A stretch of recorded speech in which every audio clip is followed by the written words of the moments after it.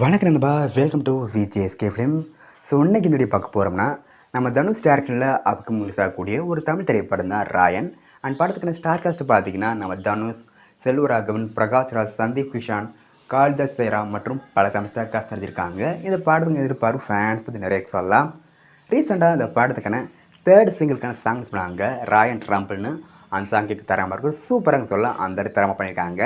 இப்போ இந்த படத்தை பற்றி என்ன அப்படின்னு பார்த்தீங்கன்னா, இன்றைக்கி இந்த படத்துக்கான ஆட்லான்ச்சி ஈவெண்ட் ப்ரோக்ராமை நடத்த போகிறாங்களாம். ஸோ வெயிட் பண்ணி பார்ப்போம் இந்த படத்தோட சாங் எந்த ஒருத்தா பண்ண போகிறாங்கன்னு.